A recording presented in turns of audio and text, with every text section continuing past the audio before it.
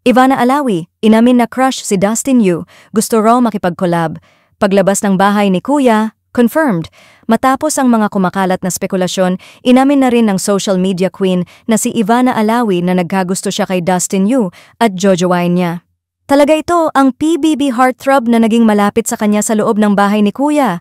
Marami ang kinilig ng mapansin ng netizens ang tila pagpapakita ng interes ni Ivana sa binata at ngayon mismong si Ivana na ang nagsalita. Sa isang exclusive interview matapos ang kanyang paglabas sa PBB, walang kiyemeng inamin ni Ivana na talagang napapansin niya ang kagwapuhan ni Dustin mula pa lang sa unang araw nila sa bahay ni Kuya. Siyempre, hindi ko naman i-deny, ang gwapo talaga ni Dustin, may charm siya na hindi mo matatanggi, natatawang inamin ni Ivana. Bukod sa pagkagusto kay Dustin, inamin din ni Ivana na open siya sa possibility na makipag-collab sa binata paglabas nito sa PBB. Ang dami naming napag-usapan sa loob ng bahay, sobrang game siya sa content at mukhang masaya siyang kasama sa vlog, so yes, I'd love to collaborate with him. Ang mas nakakakilig, nauna nang nag-follow si Ivana kay Dustin sa Instagram.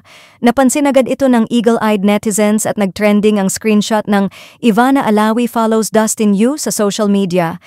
Habang si Ivana ay nag-all out na sa kanyang feelings, marami namang nag-aabang kung aamin na rin ba si Dustin sa kanyang nararamdaman paglabas niya sa PBB.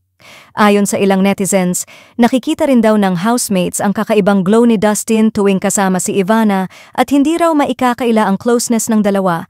Ngayon pa lang, naghihintay na ang mga fans sa possible collab ni na Ivana at Dustin na tila hindi na lang basta friendship ang namamagitan dahil talagang ini-expect ng mga fans na magkiklik ang dalawa dahil sa umaapaw nilang chemistry.